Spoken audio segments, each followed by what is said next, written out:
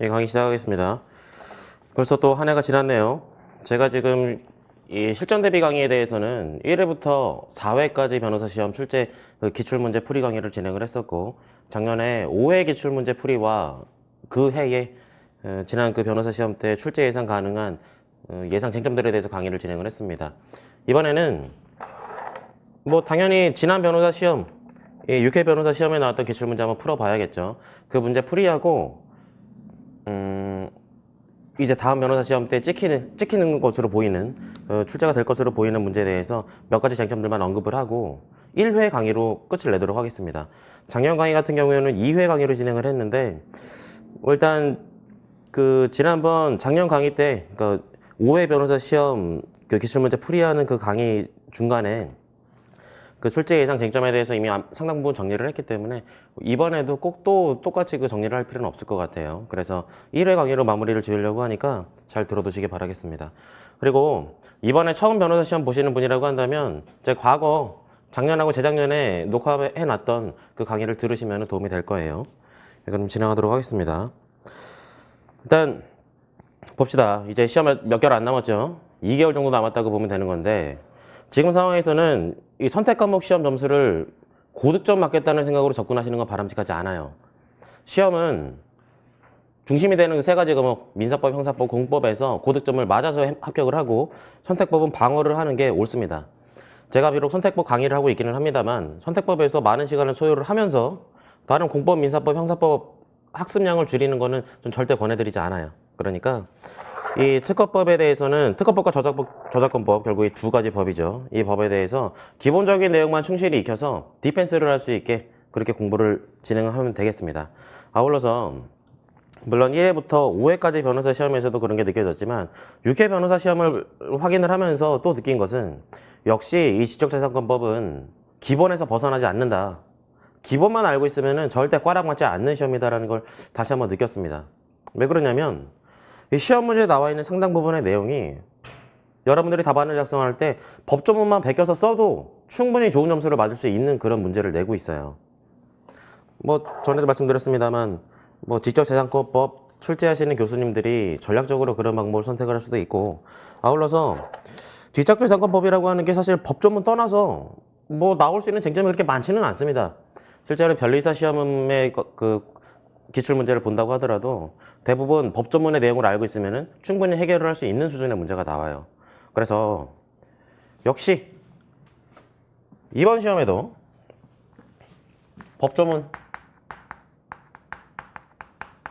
법조문만으로는 해석이 안 되는 일부에 관한 판례 그리고 이 내용들이 전부 다 침해에 관한 영역에 대해서만 문제가 나온다고 보시면 됩니다. 출원에 관한 문제, 출원 절차는 나오지 않아요. 절대 공부하실 필요 없습니다. 지금 1회부터 5회까지 제일 처음에 1회 시험에 나올 때는 그러니까 변호사 시험 제1회 변호사 시험에서는 사실 이 부분에 대한 의문이 많이 있었어요. 왜냐면 지적재산권법 시험은 기존에 변리사 시험의 과목으로 들어가 있었기 때문에 특히 사례형 같은 경우 변리사 시험의 기출문제를 보면 출원에 관한 문제가 굉장히 많이 나왔었거든. 그런데 변호사 업무하고 변리사 업무가 기본적으로 다르기 때문에 출원에 관한 부분은 그렇게 중요하게 여겨지지 않습니다. 침해에 관한 것이 중요하죠. 침해가 성립이 되는가? 침해가 성립이 된다면 여기에 대해서 어떠한 조치를 취할 수가 있는가? 원고와 피고 사이, 특허권자와 상대방 사이, 이 사이에 어떠한 법리를 통해서 어떻게 오펜스를 하고 디펜스를 할 수 있는가 그 부분에 대해서만 잘 알고 계시면 됩니다.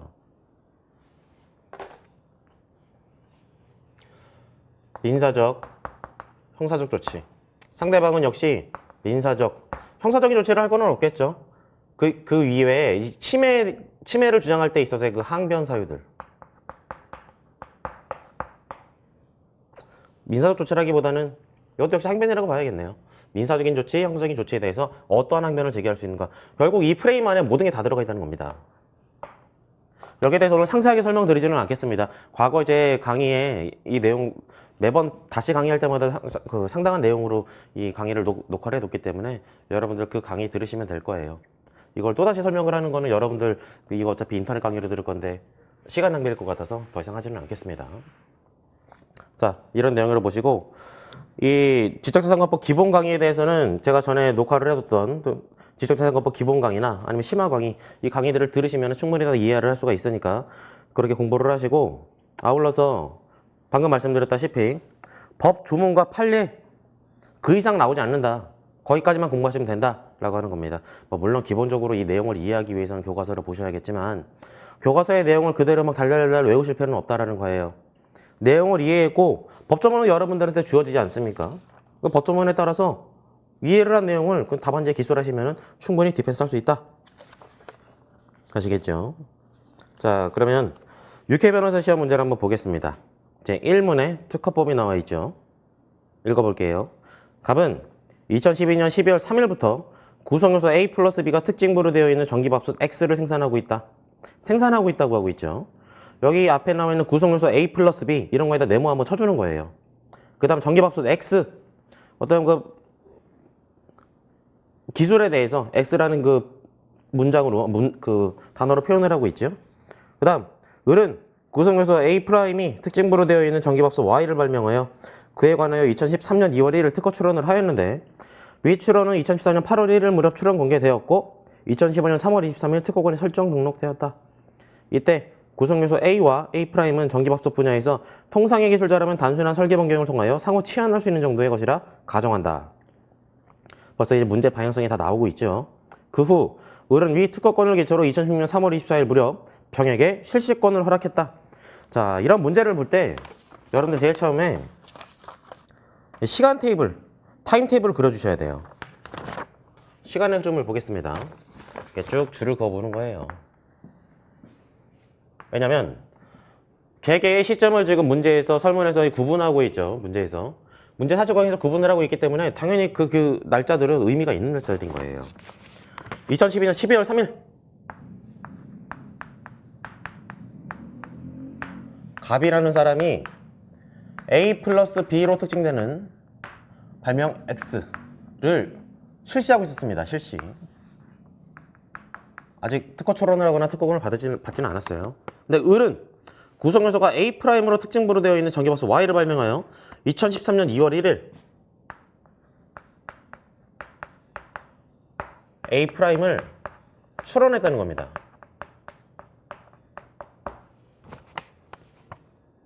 그리고 이 출원이 2014년 8월 1일 무렵 출원 공개되었다. 계속 시간 순서대로 친절하게 말을 해주고 있죠. 이때 공개됐다. 출원 공개 개념에 대해서는 알고 계시죠? 따로 설명 안 드리겠습니다. 2015년 3월 23일 등록됐다. 그리고 2016년 3월 24일에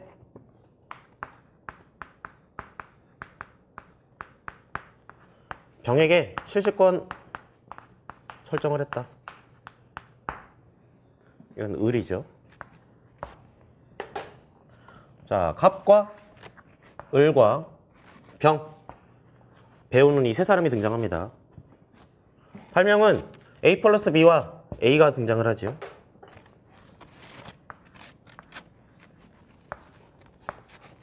이와 같은 상황에서 이제 권리관계를 분석을 해보는 겁니다. 여기까지가 이제 기본 사실관계였어요. 설문 1을 볼게요. 을이 갑에 대하여 취할 수 있는 법적 조치에는 승소 가능성 불문한다. 자, 1-가. 출원 공개가 있은 후 특허권 설정 등록 이전에 갑의 실시 행위로 인한 을의 경제적 손실을 전보하기 위하여 특허법상 을에게 인정되는 실체적 권리, 그 권리 행사의 방법 및 시기에 관하여 설명하시오. 이 문제는 여러분들이 이 보상금 청구권에 대한 그 규정을 알고 있느냐 모르느냐를 테스트하는 문제거든요. 그런 법조문이 알고만 있으면은 이거 10점 무조건 그냥 다 가져가는 그 문제입니다. 모르면은 굉장히 헤맬 수가 있겠죠. 그래서 법조문을 알고 계셔야 된다는 거예요. 게다가 여러분들이 만약에 실무를 하신다고 한다면 이 특허법 내에 어떤 규정이 있는지 정도는 알고 있어야 되지 않겠습니까? 자, 특허법 65조를 보겠습니다. 여러분 가지고 있는 법조문을 보세요.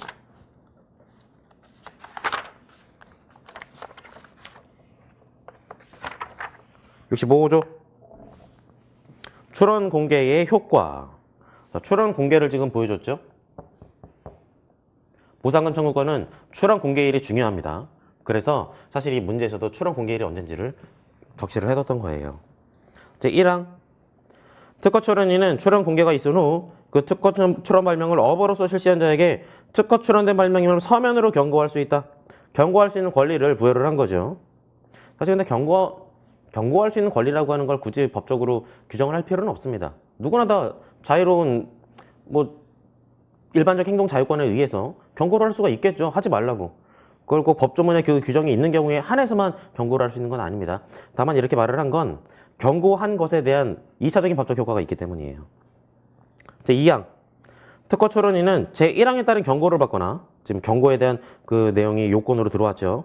제64조에 따라 출원 공개된 발명임을 알고 그 특허 출원된 발명을 업으로 실시한 자에게 그 경고를 받거나 출원 공개된 발명을 알았을 때부터 특허권의 설정 등으로 할 때까지의 기간 동안 그 특허 발명의 실시에 대하여 통상적으로 받을 수 있는 금액에 상당하는 보상금의 지급을 청구할 수 있다.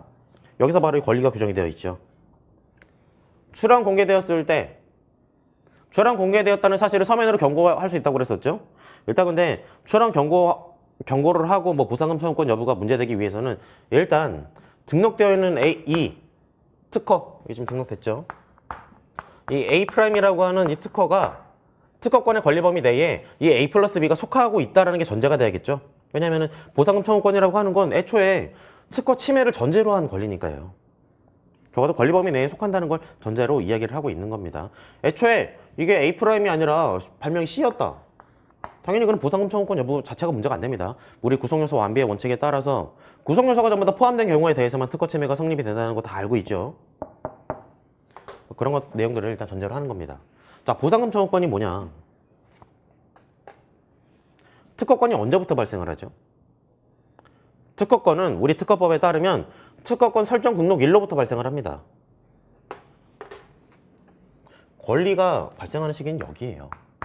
이 이후의 행위에 대해서만 특허권 침해를 주장을 할 수 있는 게 원칙입니다. 왜냐면 권리 발생일이 여기니까. 근데 그렇게 제한적으로 이야기를 하다 보면은 사실 의뢰 권리가 상당 부분 침해될 수가 있다는 겁니다. 왜 그럴까요? 이미 출원 공개가 중간에 이루어진다는 겁니다. 특허 출원 절차에 따르면 공개가 된다라고 하는 건 특허청 홈페이지에 가면은 이런 특허니 이런 발명이 출원되었고 이런 발명에 대해서 여러분들 혹시 이의 신청할 거 있으면 이의 신청을 해라, 정보 제공해라 라고 하는 취지에서 출원 공개를 하게 되는데 누군가가 제3자가 공개된 발명을 보고 아직 등록이 되기 전이니까 이렇게 좋은 기술이 있었어? 나도 한번 써먹어 봐야지. 막 사업을 구성을 해가지고 막 실시를 합니다. 공개일로부터 등록일 때까지 여기 문제에 보면은 몇 개월인가요? 5개월, 약간 8개월 정도 시간이 소요가 됐네요. 근데 요즘은 기술 발전의 속도가 빨라서 8개월 동안만 바짝 벌어도 특허권이 발생하기 전에 이미 이익 챙길 거 다 챙기고 털고 빠져나갈 수도 있어요. 부당하다는 거죠. 이런 부분에 대해서 특허권자가 아직까지는 특허 출원인이지만 나중에 설정 등록을 받은 특허권자가 특허 등록 받기 전에 실시된 다른 이 영역에 대해서 재산적 손해를 보상받을 수 있게 해주겠다라는 겁니다. 이게 바로 보상금 청구권의 기본적인 취지예요. 어떤 의미인지 아시겠죠? 이런 그 보상금 청구권이 별도로 규정되어 있는 이유는 특허권이 등록된 이후부터 발생하기 때문입니다. 이 출원 공개일로부터 등록되기 전까지의 이 침해 가능성에 대해서 보호를 해주기 위해서 이 보상금 청구권이라는 게 규정이 되어 있는 거예요. 그렇기 때문에 자, 그러면 아까 법 규정에 보면 특허 출원 공개된 이후에 서면으로 경고를 받거나 출원 공개된 사실을 알았다는 악의죠, 악의. 이 두 가지의 요건이 충족되어야, 이 두 가지 중에 하나의 요건이 충족되어야 보상금 청구권이 발생한다고 했습니다. 그렇기 때문에 경고가 중요한 거예요. 그 사람이 악의인지 여부를 입증하기는 굉장히 어렵겠죠. 야, 너 언제부터 알았어? 너 특허청 홈페이지 접속한 기록 가지고 와봐. 봤는데 만약에 없으면 어떡할 거야? 다른 사람 컴퓨터로 접속을 해서 출원 공개 사실을 알았으면 꼭 어떻게 입증을 할 겁니까? 그래서 경고를 하는 거예요. 어떻게 하냐? 내용증명편으로. 실무에 관한 얘기를 말씀드린 겁니다. 이렇게 말씀드리면 좀 더 이해가 좋으니까. 내용증명을 보내면 어떻게 되느냐? 이 내용증명을 발송한 발송일, 내용증명 우편을 발송한 그 내용, 내용증명 우편이 도달한 그 도달일, 송달일이죠. 송달일과 누가 수령했는지까지 다 나옵니다. 왜냐하면 내용증명우편은 등기우편으로 보내지거든요. 이게 어떻게 입증이 되냐? 일단 내용증명우편을 접수를 하면은 접수 일부인이 찍혀요. 몇 월 며칠, 뭐 2017년 11월 15일 찍힙니다. 도달일은 우체국 내에 그 장부를 통해서 확인을 할 수가 있어요. 언제 몇 시에 누구한테 도달했다. 그게 전산 기록으로 남거든요. 내용은 어떻게 증명을 하냐? 여러분 내용증명 우편을 보낼 때는 총 문서를 세 부를 들고 가야 됩니다.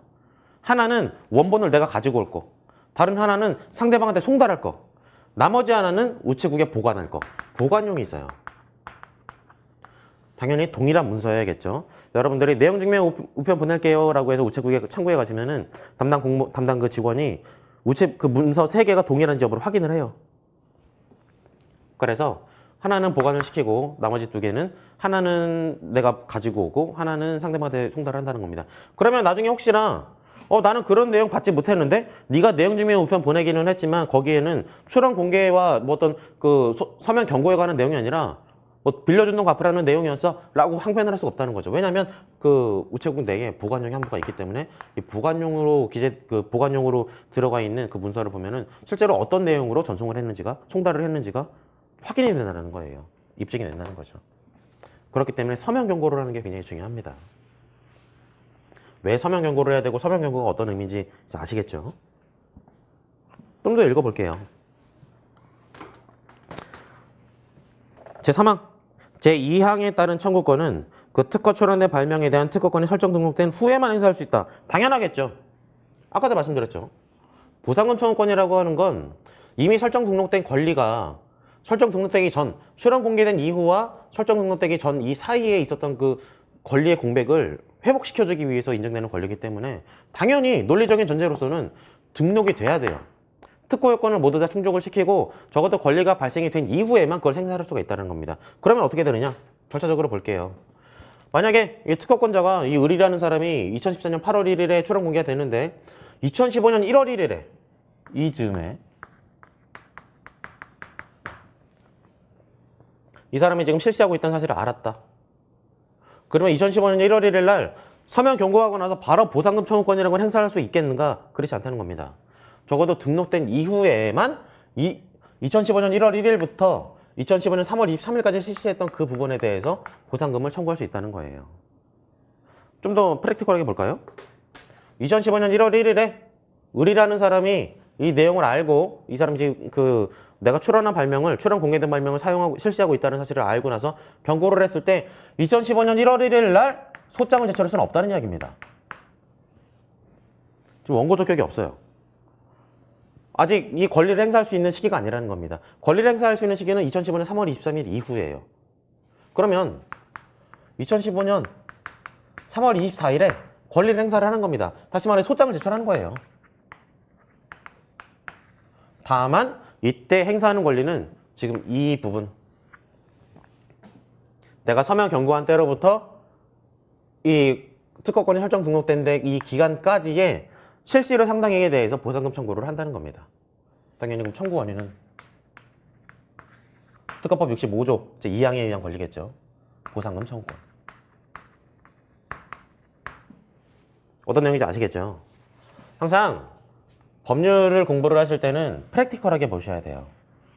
단순하게 법률 규정만 가지고 학리적으로 생각을 하지 마시고 권리를 청구할 수 있다. 이런 무슨 보상금을 청구할 수 있다. 라고 하는 건 법적인 조치를 취할 수 있다는 것이고 그건 결국에 소송을 제기할 수 있다라고 하는 거라고 보시면 되죠. 민사소송이겠죠. 이때 알았다고 하더라도 이때 바로 소장 제출할 수 없다는 겁니다. 권리 행사할 수 없다는 거예요. 다만 서면 경고만 할 수 있다는 겁니다. 그럼 경고를 한 것의 그 효과는 뭐죠? 경고한 때로부터 경고가 도달한 때로부터 특허권 설정 등록 전까지의 그 특허 발명 실시에 관한 보상금을 청구할 수가 있다는 거죠.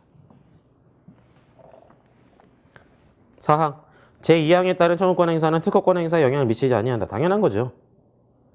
5항 제2항에 따른 청구권을 행사하는 경우에는 127, 129, 132, 760, 766조를 준용한다. 불법행위에 의한 손해배상 청구권 등을 이제 준용을 한다는 거죠. 다만 불법행위에 의한 손해배상 청구권의 그 소멸시효 766조 제1항 중 피해자나 그 법정 대리인이 그 손해 및 가해자를 안 나른 해당 특허권의 설정 등기를 본다. 안 날로부터 3년 내죠. 불법행위에 의한 손해배상 청구권의 소멸시효, 단기 소멸시효. 설정 등록된 날로부터 3년 내에 청구를 해야겠죠. 그러면 등록된 날로부터 3년 내 2018년 3월 22일까지는 청구를 해야 된다는 겁니다. 3월 23일까지지. 그 내용을 말하고 있는 겁니다. 이 내용을 그냥 답안지에 적어주시면 돼요. 10점 그냥 먹었죠. 법조문에 나와 있는 내용을 이해만 하고 있으면은 그 이해한 내용을 줄이줄줄이 그냥 적어 놓으면 됩니다. 기본적으로 보상금 청구권이 무엇인지, 의의, 보상금 청구권이 필요한 이유, 취지, 말씀드렸죠. 왜 필요한지? 이 권리의 어떤 공백이 생기기 때문입니다. 출원 공개일로부터 등록일까지. 그럼 취지 말하고, 이 권리 행사의 방법, 권리 행사의 시기, 권리 행사 시기 언제인지 법조문에 나와 있죠. 권리 행사의 방법, 서면 경고하고 난 다음에, 그 다음에 이 설정 등록된 이후에 민사적인 청구를 할 수가 있다는 거 법조문에 나와 있는 내용이죠. 그 내용 그냥 그대로 적으면 돼요. 변호사 시험에서 소중한 10점을 그냥 먹으신 겁니다. 다만 여러분들이 법조문 내용을 모르고 있으면 못 적겠죠. 이런 게 있는지도 몰랐을 겁니다. 예. 그래서 제가 처음에도 말씀드렸습니다만 제일 중요한 거는 법조문의 내용을 아는 거예요. 복잡한 어떤 법리, 복잡한 학설 그런 거 알 필요 없어요.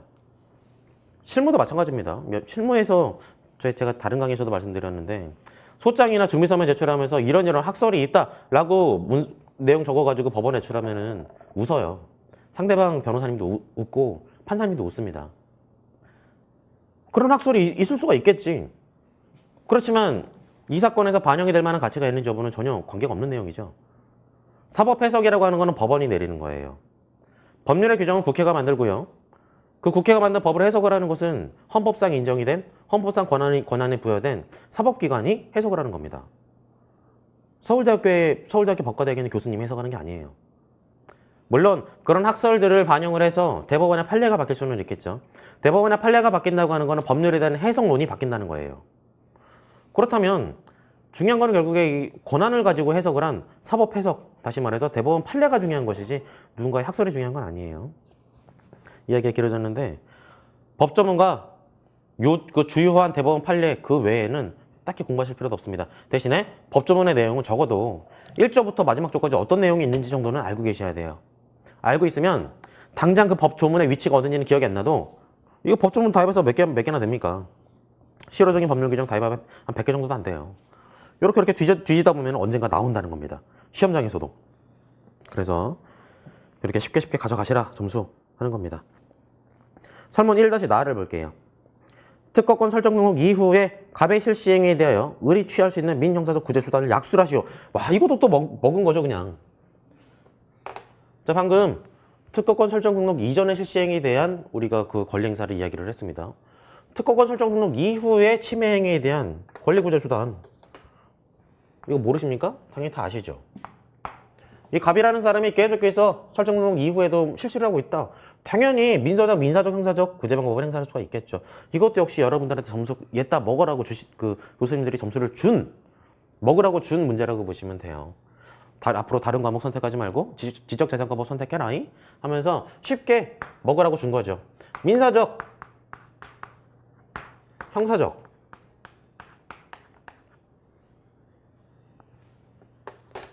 알고 있는 대로 기술하면 되는데 민사적으로는 당연히 침해금지 청구, 예방 청구. 일단 지금까지 침해를 금지를 하고 앞으로도 이런 조치 취해라 하면서 예방을 구할 수도 있죠. 아울러서 손해배상 청구. 이런 거 많이 봤죠, 여러분. 민법에서 봤을 겁니다. 바로 물권적 청구권에 관한 이야기예요. 이 지적재산권은 준 물권이라고 그랬었죠. 너와 내가 서로 간에 약정을 체결했을 때 발생하는 그런 권리가 아니라 서로 약정을 체결하지 않았다고 하더라도 배타적으로 발생하는 권리라는 겁니다. 방사적으로 효과가 발생한다는 거예요. 내가 특허권 설정 등록을 받는 순간 대한민국의 모든 사람이 아니면 전 세계에 있는 모든 사람이 대한민국 영토 내에서 내 특허권을 침해하지 말아야 될 의무가 발생한다는 거예요. 내가 따로따로 계약을 하지 않았다고 하더라도 그런 걸 물권이라고 합니다. 그에 반대는 채권이겠죠, 당연히. 서로 간의 약정, 서로 간의 개별적인 권리, 그런 것들을 채권이라고 합니다. 민법 시간에 배우세요. 침해 금지 청구, 침해 예방 청구, 손해배상 청구 이거 그냥 이렇게 암기하셔가지고 적으실 필요도 없어요. 법조문에 그냥 그대로 나와 있어. 법조문도 볼게요. 항상 법조문을 옆에 끼고 사십시오. 특허권 침해에 관한 이야기가 이제 나오죠. 보겠습니다.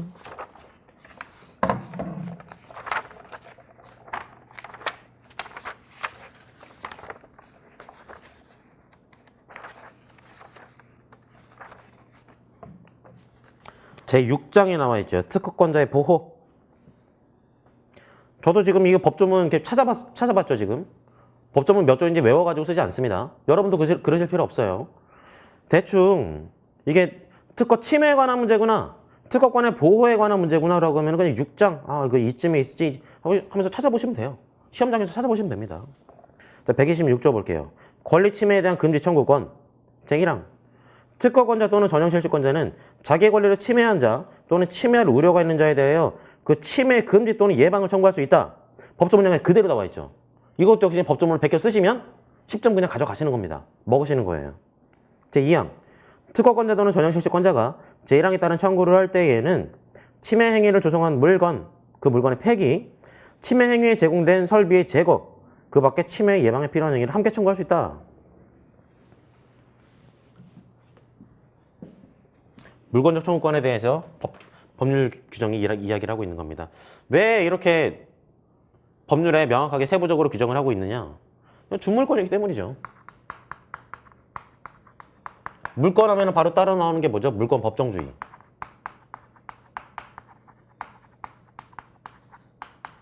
물권 법정주의의 발로라고 보시면 됩니다. 마음대로 해석해서 특허권이 어떤 권리를 내포하고 있는지, 어떠한 권리를 행사할 수 있는지를 마음대로 해석을 할 수는 없다는 거예요. 법률에 규정된 범위 내에서만 그 권리가 발생한다는 걸 물권 법정주의라고 하죠. 왜냐하면 물권은 방사적인 효과, 대세적인 효과가 있기 때문입니다. 대한민국 모든 사람한테 그 권리를 행사할 수 있는 건데 당연히 정제되어 있는 법률의 규정에 따라서만 그 권리를 행사할 수 있어야겠죠. 이것도 역시 민법 시간에 배우는 물권 법정주의에 관한 내용이니까 넘어갈게요. 침해 금지 청구, 침해 예방 청구. 지금 법률 규정에 나와 있죠? 그 규정에 따라서 이런 권리를 행사할 수 있다라고 이야기를 하면 되는 겁니다. 지금 침해 금지하고 예방이라는 이야기가 나왔죠? 그 다음에 이제 손해배상은 그 다음 정에도 나와요.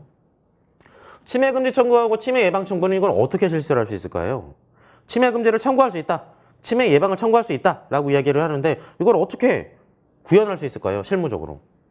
아니 당연히 소송을 제기를 하는 거지. 왜냐하면 이 권리를 행사를 하는 것을 집행력, 강제력을 부여를 하기 위해서는 판결이 있어야 돼요. 사법기관이 선고한 판결이 확정이 되어야 그에 따른 집행력이 생기는 거죠. 사적 집행은 안 됩니다. 내가 침해 금지를 청구할 수 있고 예방을 청구할 수 있으니까 특허권자가 그 다른 사람 사업장에 가가지고 이 특허권을 침해하고 있는 장비들을 막 부셔버립니다. 폐기하고. 그럴 수 있을까요? 안 되죠. 대한민국 법제는 또 세계 대부분의 국가의 법도 그러겠죠.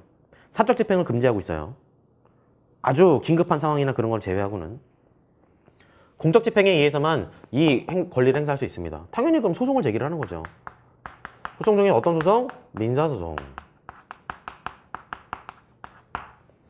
소송을 할 때 어떻게 청구를 할까요? 청구 취지를 기재하셔야 될 거 아니에요? 청구 취지. 1항. 피고가 있고 원고가 있겠죠. 피고는 별지 목록 기재 물건의 생산을 중단하라. 피고는 별지 목록 기재 물건을 생산하는데 사용되었던 별지 목록 2 기재의 물건을 폐기하라. 또 예방을 위해서 뭔가 다른 조치를 취할 수가 있겠죠. 피고는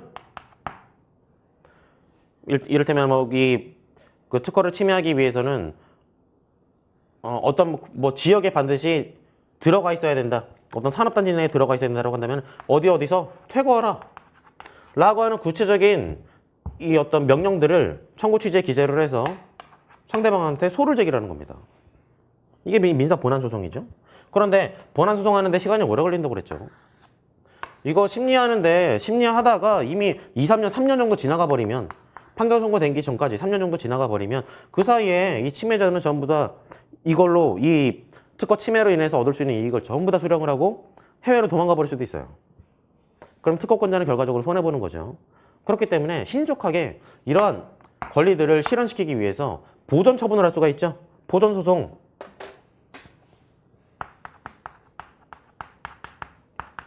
이게 뭐죠? 가처분. 좀 권리를 보호해야 될 긴급한 필요가 있다. 그리고 이러한 내용들에 대해서 충분히 이 청구 권한이 있다는 게 소명이 된다. 라고 하면 가처분 인용이 됩니다. 훨씬 더 빠른 시간 내에 이루어질 수가 있어요. 3개월 내에도 이루어질 수가 있죠. 이보다 더 빠를 수도 있어요. 확실하면. 참고해 두십시오.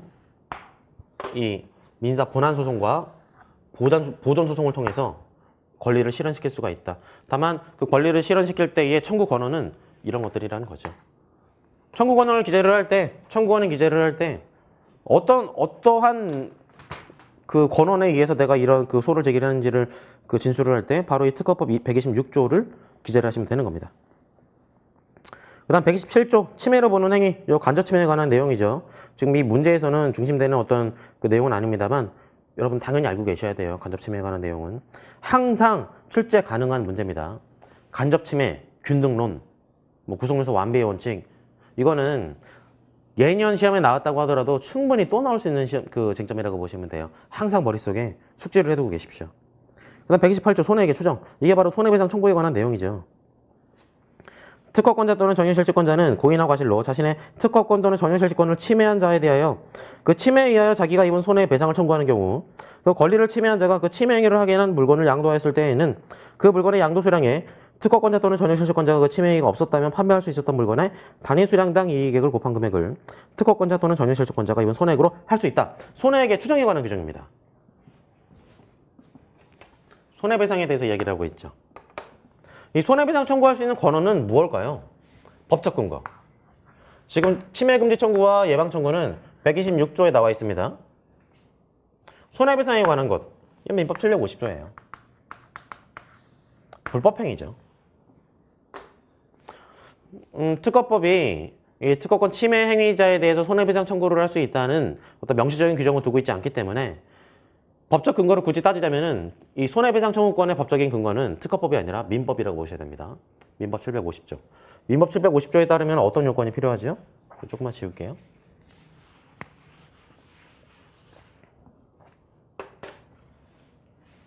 고의 또는 과실,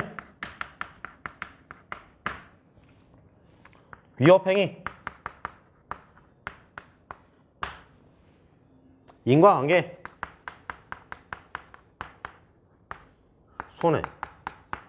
손해의 발생. 이게 불법행위에 대한 따른 손해배상 청구권의 4개의 요건사실이죠. 다 알고 계실 겁니다. 지금쯤 정도 되면은. 모르는 분들은 없겠죠.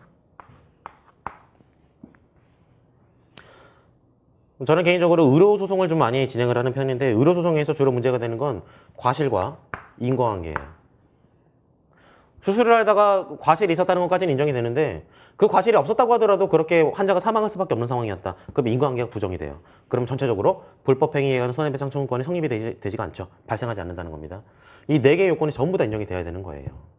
그런데 실무상 문제가 되기도 하고 특히 이 지적재산권 침해에 관해서 많이 문제가 되는 부분 중에 하나는 손해액을 입증하라는 겁니다. 그래 알았어. 그래 특허권 침해했고 특허 출원 공개되는데 당연히 그 침해한 사람이 이런 발명이 있다는 거 충분히 알고 있었겠지. 과실 있어? 아니 고의가 있을 수도 있어. 그리고 타인의 준 물건, 이 지적재산권을 침해하는 행위는 당연히 위법하지. 헌법상 보장되어 있는 재산권을 침해를 한 거니까. 인과관계, 이 손해 발생 사실과 이 위법 행위, 전체로서의 그 행위와 손해 사이의 인과관계입니다. 인과관계는 당연히 있다고 봐야겠죠. 근데 손해가 어떤 손해가 발생했니? 라고 이야기를 물어봤을 때 결국에 이 불법행위에 의한 손해배상 청구권을 주장하는 자가 나에게 이런 손해가 발생하였소 라고 입증해야 돼요. 요건사실의 입증 책임은 전부 다 이 그 권리를 주장하는 자에게 분배가 되는 거죠. 입증 책임 분배의 원리에 따르는 겁니다. 그런데 그냥 특허권자한테 이거 스스로 손해를 어느 정도의 손해가 발생했는지 입증을 하라고 말을 해버리면은 상대방이 어느 정도의 그 물건을 생산을 했는지, 상대방의 어떤 이익률이, 마진율이 얼마인지, 이거 만약에 상대방이 똑같이 침해하지 않았으면 내가 팔았을 수 있는, 내가 얻을 수 있었던 그 어떤 일실 손해가 어느 정도나 되는지 입증을 하기가 굉장히 어렵다라는 거예요. 그렇기 때문에 이 법률은 추정 규정을 주는 겁니다. 입증하기 쉽게 해준다는 거예요. 추정을 하는데 굉장히 다양한 방식으로 추정을 해주고, 이 다양한 방식 중에서 특허권자, 그러니까 이 사건의 피해자죠. 피해자가 어느 하나를 선택해가지고 청구를 할 수가 있게 되어 있습니다. 어떤 식으로 추정을 하는지 이 128조의 1항부터 6항까지 나와 있죠. 1, 2, 3, 4, 5항은 그냥 읽어보시고 6항에 아예 어떤 규정까지 들어놨냐면, 법원은 특허권 또는 정렬실시권의 침해에 관한 소송에서 손해가 발생된 것은 인정되나 그 손해액을 증명하기 위해 필요한 사실을 증명하는 것이 해당 사실의 성질상 극히 곤란한 경우에는 제1항부터 5항까지의 규정 내에도 불구하고 변론 전체의 취지와 증거조사 결과에 기초하여 상당한 손해액을 인정을 할 수가 있다. 1항부터 5항까지 여러 가지 그 손해액의 추정을 할 수 있는 규정들이 있습니다. 만약에 그것조차 안 됐다. 1항부터 5항까지 이용해도 어느 정도의 손해액이 발생했는지 입증하는데 실패했다. 라고 하면 법원이 그냥 재량으로 인정해버리겠다는 겁니다. 근거를 뭐라고 했죠? 변론 전체의 취지. 변론 전 취지라고 하죠.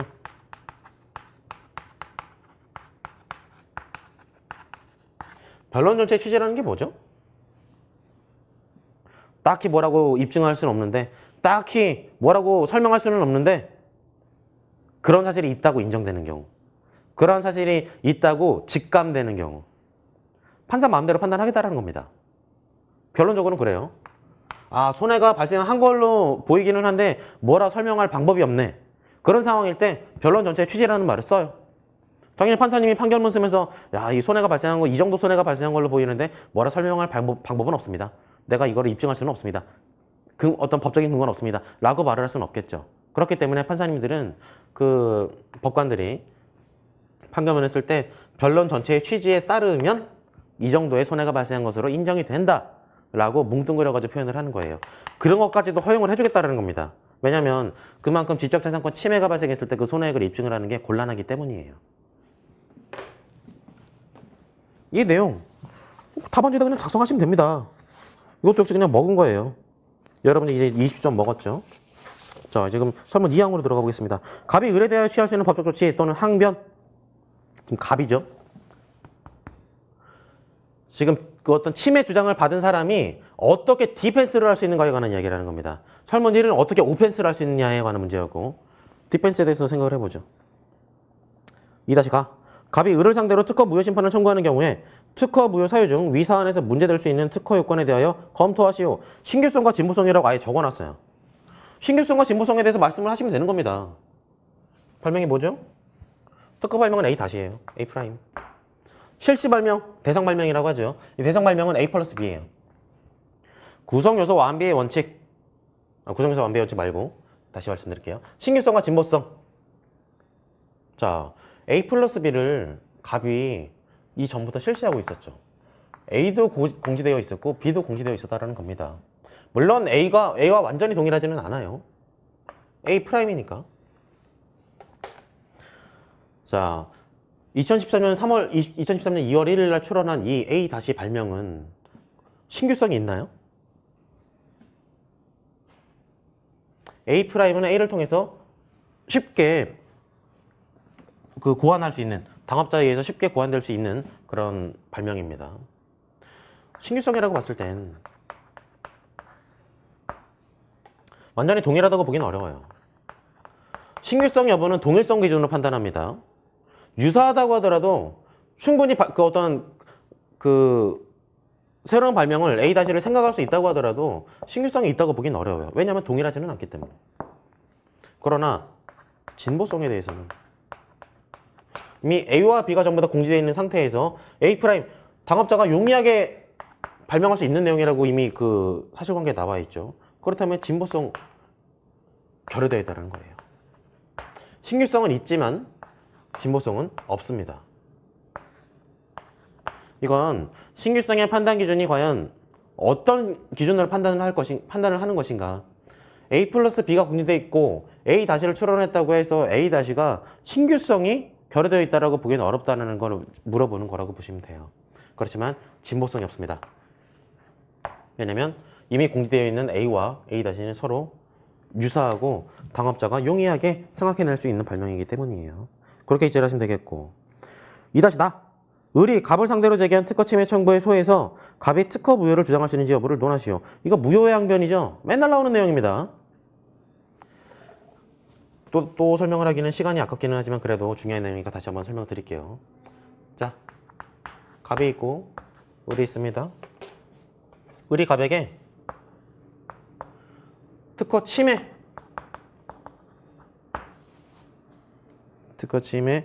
금지 청구의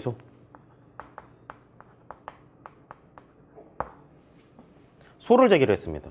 갑이 여기에 대해서 일단은 침해 금지 청구의 소에서 적어도 이 을이 가지고 있는 A'과 갑이 실시했던 A 플러스 B가 권리 범위 내에 속한다라는 게 전제가 되어 있었겠죠. 그러니까 갑이 뭐라고 항변을 하냐. 야, 그래. 속해 있는 건 맞게, 권리 범위 내에 속해 있는 건 맞기는 한데 너 이거 A- 이거 무효야. 이 특허권 애초에 진보성 결여되어 있기 때문에 무효다. 무효이기 때문에 어차피 무효인 권리를 나한테 행사를 하는 이 행위는 권리 남용이다. 라고 항변을 하는 거예요. 왜 이렇게까지밖에 항변을 할 수가 없느냐. 을이 가지고 있는 이 A''에 대한 이 특허권은 아직 여전히 유효하거든. 여러분 행정법 시간에 행정처분의 공정력에 대해서 배우셨죠? 이거 행정법에 나오는 공정력이랑 완전히 동일한 겁니다. 모든 법은 다른 법으로 이렇게 구분이 되어 있기는 하지만 법리라고 하는 건 전부 다 연결이 되어 있는 거예요. 특허권은 누가 부여하죠? 특허청이 부여합니다. 특허청이 그래 이 특허권은 특허 요건을 전부 다 갖췄어. 특허권 부여할게 라고 수익적 행정처분을 내렸어요. 공정력이라는 게 뭐죠? 적법한 절차에 따라서 행정청이 내린 처분은 그 처분이 취소되기 전까지, 그 처분이 소멸되기 전까지는 일단 이릉 유효한 것으로 전제를 하고 사법 판단을 할 수밖에 없다는 게 행정처분의 공정력에 관한 이야기예요. 법원은 지금 이 사건은 법원에서 진행되고 있죠. 법원으로서는 특허청이 이 수익적 행정처분으로 내린 이 특허권을 소멸시키지 않는 이상 자발적으로 뭐 여러 가지 특허 심판 등을 통해 가지고 이 효력을 소멸시킬 수가 있겠죠. 특허청이 이 특허권의 효력을 부정하지 않는 이상 일단은 유효한 것으로 보고 판단할 수밖에 없다는 거예요. 그런데 여기서 갑이 이 특허권 무효라고 이야기를 하는 것, 무효라고 항변을 하는 것 안 되겠죠. 공정력상. 법원으로서는 일단 유효한 것으로 인정을 하고 들어갈 수밖에 없다는 겁니다. 그러니까 갑이 뭐라고 말을 하냐. 특허권 인정? 인정. 그런데 특허권 행사 권리남용. 이해가 되시나요? 구분하셔야 됩니다. 특허권은 유효해요. 그렇지만 그 특허권을 행사하는 건 권리남용이라는 겁니다. 잘 구분하셔야 됩니다. 지금 이 케이스에서 만약에 갑이 권리남용에 항변을 했고 특허권에 대한 특허권 행사에 대한 권리남용 항변을 했고 그 권리남용의 항변이 받아들여졌다고 하더라도 여전히 을이 가지고 있는 특허권이 유효한 거예요. 물론 이 이후에 갑이 나중에 특허 무효 심판 같은 걸 제기를 하겠죠. 진보성 흥결을 이유로. 그렇지만 여전히 그런 특허 무효 심판의 그 심결이 확정되기 전까지는 이릉 특허권은 유효하다는 겁니다. 그게 바로 특허 무효의 항변이에요. 이거 된다고 했나요? 안 된다고 했나요? 우리 대법원은 된다고 이야기하고 있습니다. 잘 정리하셔야 돼요. 특허 무효의 항변. 신규성 위반을 이유로 한 항변. 진보성 흠결을 이유로 한 항변. 전부 다 가능합니다. 이 권리남용의 항변은. 예전에는 진보성 흠결을 이유로 과연 특허 무효의 항변을 할 수가 있겠는가에 대해서는 의문이 있었지만 대법원 판결을 통해서 진보성 흠결을 이유로도 특허 무효의 항변 인용할 수 있다. 특허 무효의 항변이 받아들여질 수 있다라는 판결이 선고가 됐어요. 신규성하고 진보성은 왜 이런 구분이 될까요? 신규성 위반은 아까도 말했듯이 동일성 판단이에요. 동일성 판단은 이 일반 민사법원에서도 판단을 할 수가 있다는 겁니다. 용이하게.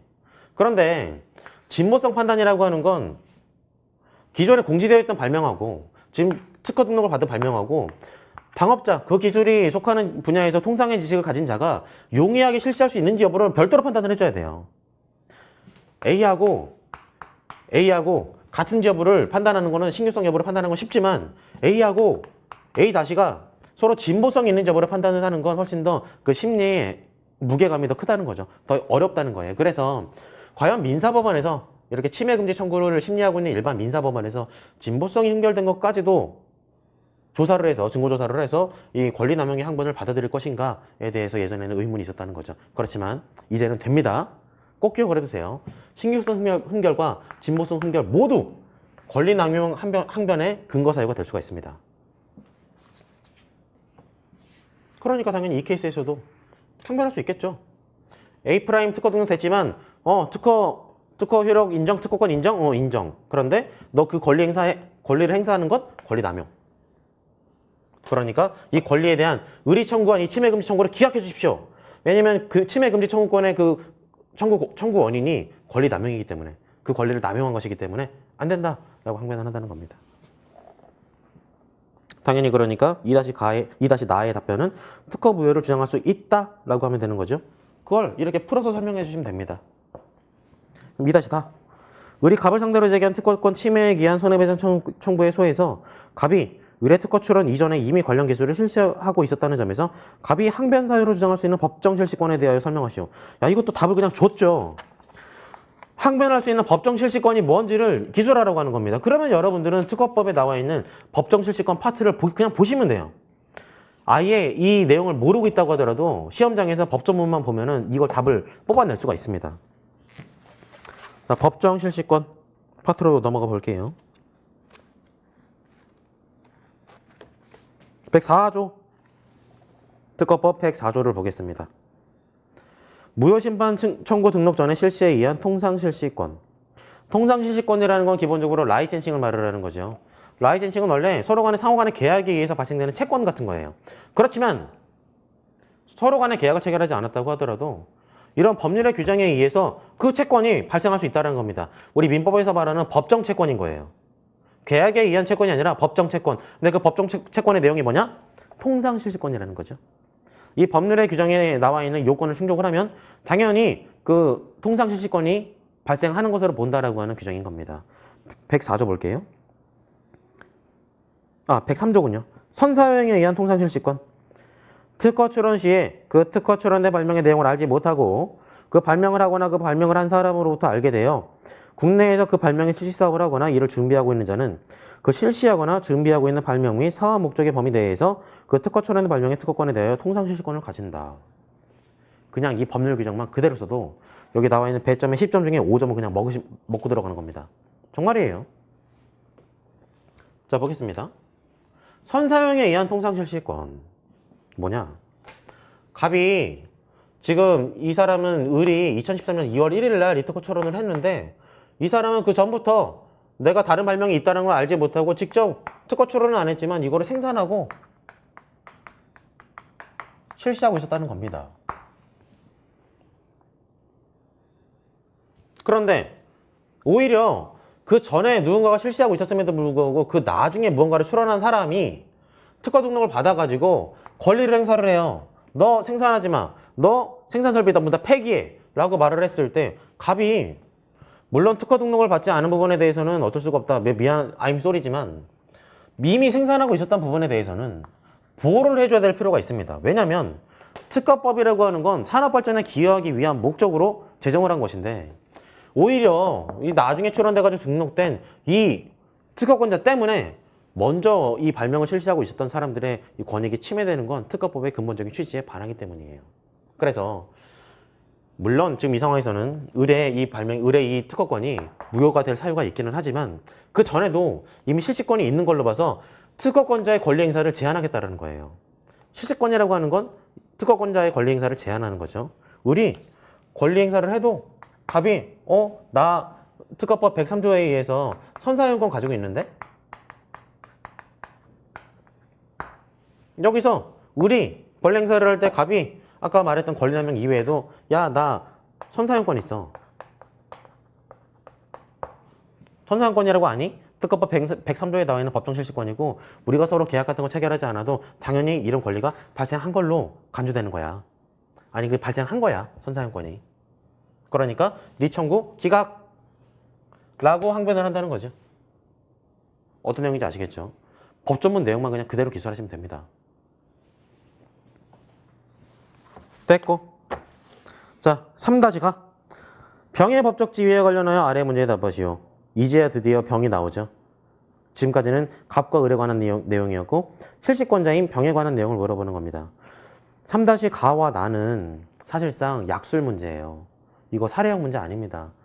그냥 전형 실시권자가 어떤 사람이고 통상 실시권자가 어떤 사람이고 양자는 어떤 권리와 의무를 부담을 하는지 그거를 그냥 물어보는 거예요. 알고 있는 대로 그냥 답하시면 됩니다. 자, 3-가. 병이 갑에 대하여 특허권 침해 금지를 청구할 수 있는지를 설명하시오. 가-1. 양가로 1번. 병이 전형 실시권자인 경우. 양가로 2. 병이 통상 실시권자인 경우. 우리가 아까 봤었던 법조문에 나와 있죠. 이것도 역시 법조문만 알면은 그냥 점수부터 먹는 겁니다. 볼게요.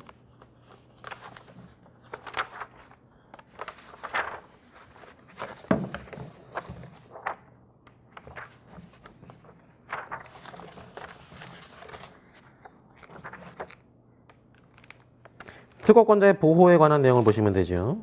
6장.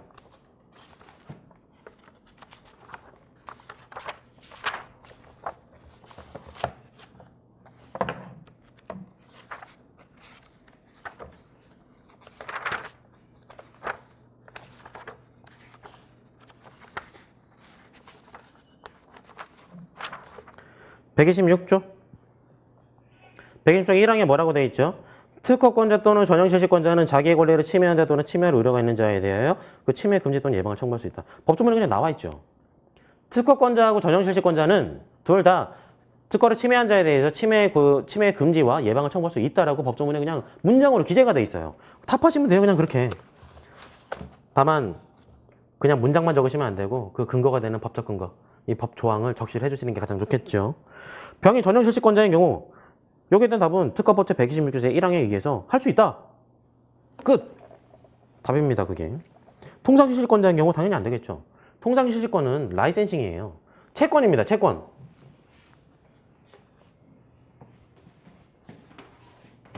을이 있고요. 병이 있고요. 통상실시권은 채권이라고 제가 말씀드렸습니다. 특허권은 준물권이지만 통상실시권 이건 그냥 채권이에요. 을과 병이 서로 계약을 체결을 해서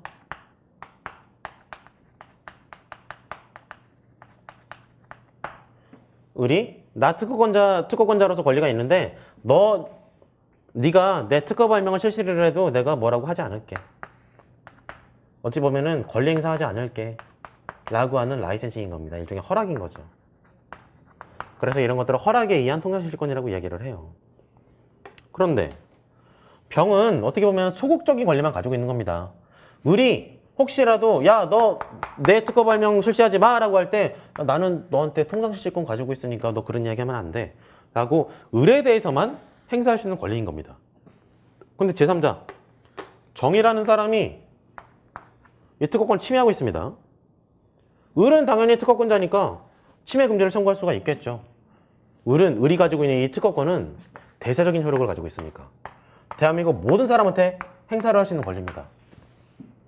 병이 가지고 있는 권리는 뭐죠? 을에 대해서만 행사할 수 있는 권리예요. 을에 대해서 야, 나 네 특허 발명 네가 가지고 있는 특허권 실시할 때 나한테 뭐라고 하지 마 라고 항변할 수 있는 소극적 권리에 불과한 겁니다. 이 사람은 정과는 아무런 관계가 없어요. 정에 대해서는 권리를 행사할 수 없습니다. 당연하겠죠. 권리의 방향이 을을 향해 가 있는데 병이 가지고 있는 권리의 의무자는 을인 거예요. 정이 아닙니다. 그럼 이 경우에는 어떻게 해야 되죠? 병은 정한테 권리 행사할 수 없다고 그랬었죠. 그런데 정이 자꾸 이렇게 서로 간의 경쟁자인데 나는 비싼 돈 내고 지금 라이센싱 피를 주면서 이렇게 통상실시권 허락받아서 실시를 하고 있는데 정이라는 사람이 아니 나하고 경업관계인데 자꾸 동일한 제품을 생산을 하고 있다. 그것도 실시로도 안 내면서. 그래서 내 매출이 줄어들고 있다. 이런 경우에 어떻게 조치해야 되냐? 을한테 가서 말을 해야죠. 어쩔 수가 없습니다. 직접적으로 권리 행사를 할 수는 없기 때문에 을에게 이야기를 하는 거예요. 아니면 여기에 대해서 채권자 대의권 행사를 하든가 여기에 대해서는 여러 가지 이슈가 있기 때문에 여기까지 들어가지 맙시다. 여튼 이런 식의 권리관계 때문에 정에 대해서는 통상실시권자인 병이 정에 대해서 권리 행사를 할 수가 없다. 침해금지 예방 청구할 수 없다. 그런데 만약에 병이 전용실시권자인 경우에는 할 수 있다. 왜? 전용시시권은 역시 대체적인 효력을 가지고 있기 때문에.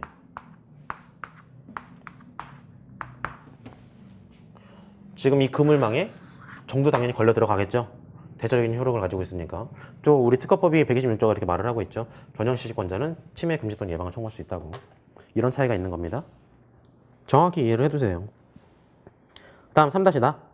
다음에 각 경우에 있어서 병의 실시권이 존속하는 동안 의리 특허권을 제3자 정에게 양도하였다면 병이 그 실시권의 존재를 정에게 대항할 수 있는지를 설명하시오.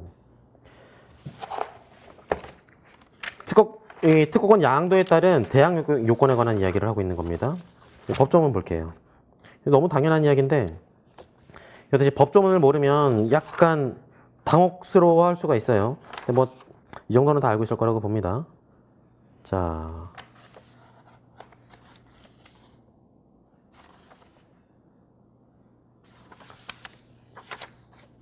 보죠. 몇 조에 있나.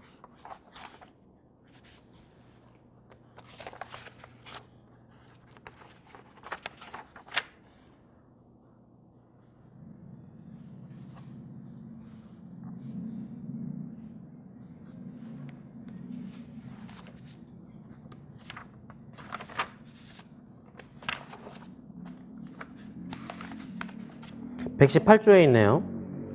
통상실시권의 등록의 효력 제1항. 통상실시권을 등록한 경우에는 그 등록 후에 특허권 또는 전용실시권을 취득한 자에 대하여도 그 효력이 발생한다. 제2항. 81조의 3, 제5항 뭐 등등등등등은 통상실시권은 등록이 없더라도 제1항에 따른 효력이 발생한다. 3항. 통상실시권의 이전 변경 소멸 또는 처분의 제한. 통상실시권을 목적으로 하는 질권의 설정 이전 변경 소멸 또는 처분의 제한은 이를 등록하여야만 제3자에게 대항할 수가 있다. 자, 문제로 다시 돌아와 볼게요. 그 실시권의 존재를 정에게 대항할 수 있는지를 설명하시오. 정한테 지금 양도했다라고 하는 거죠. 의리. 병이 전용 실시권자인 경우.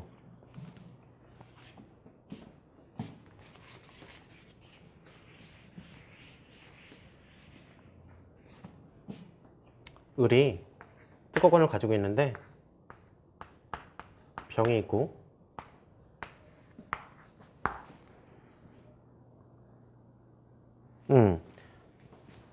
정에게 양도했다 특허권을.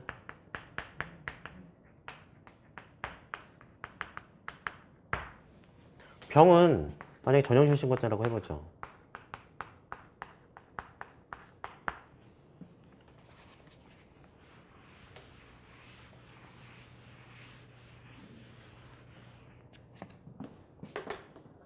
전용실시권이 발생하기 위해서는 어떻게 해야 되죠?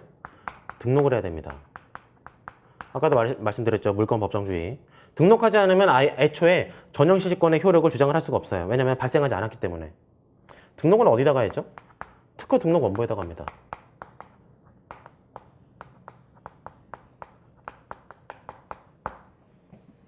특허권자가 특허권을 양도를 할 때 어떻게 양도를 하죠? 특허 등록 원부에 있는 특허권자를 명의 변경합니다.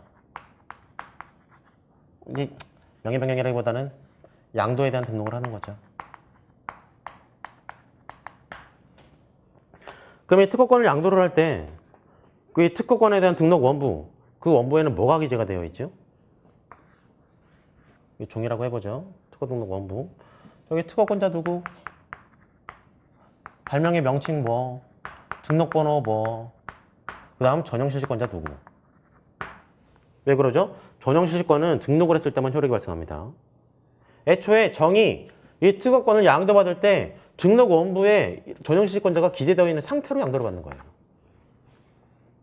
부동산하고 똑같습니다. 부동산에 보면 담보물건들이 있죠. 용익물건, 담보물건 뭐 다 생각을 해볼 수가 있겠지만 일단 담보물건을 생각을 해보면은 부동산 등기부에 저당권이 설정이 돼 있다. 근데 소유권자는 누구 있어요? 소유권자 갑, 저당권자 을.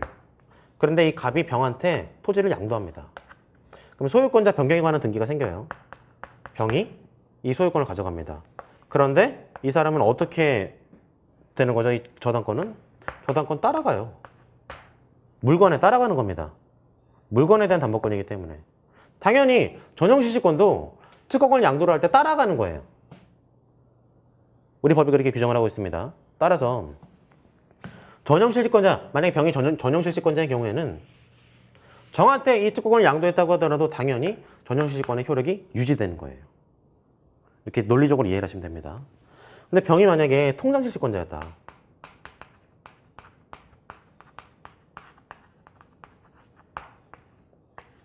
통장실질권자도 등록을 합니다. 그렇지만 등록은 효력 발생 요건은 아니에요. 특허 등록 원부에 특허권자가 내가 이 병이라는 사람을 통장실질권자로 할게 라고 등록을 하지 않았다고 하더라도 일단 효력은 발생해요.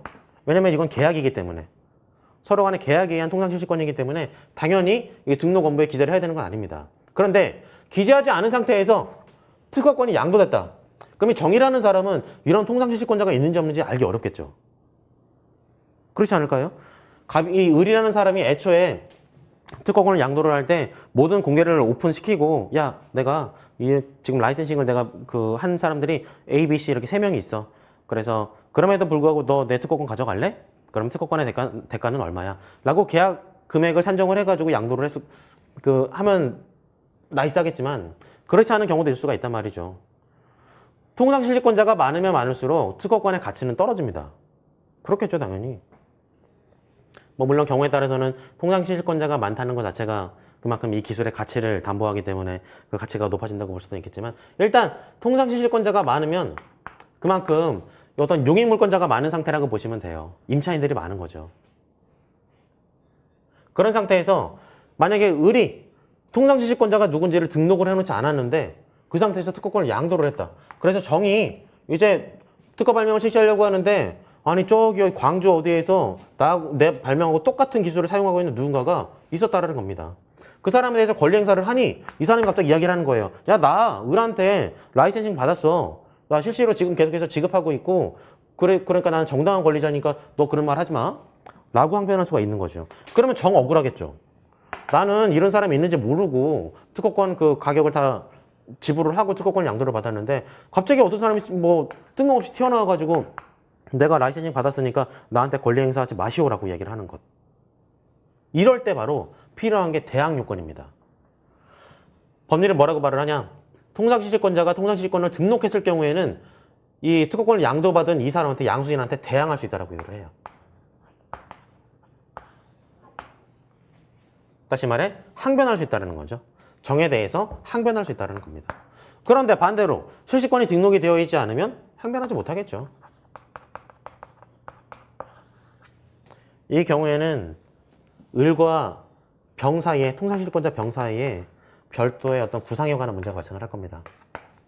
왜냐하면 병도 나름대로 계약을 했겠죠. 라이센싱 기간을 만약에 3년이라고 3년 동안 매달 얼마씩 지급하기로 했다. 아니면 3년간의 라이센싱 피로 얼마를 일시에 지급을 했다.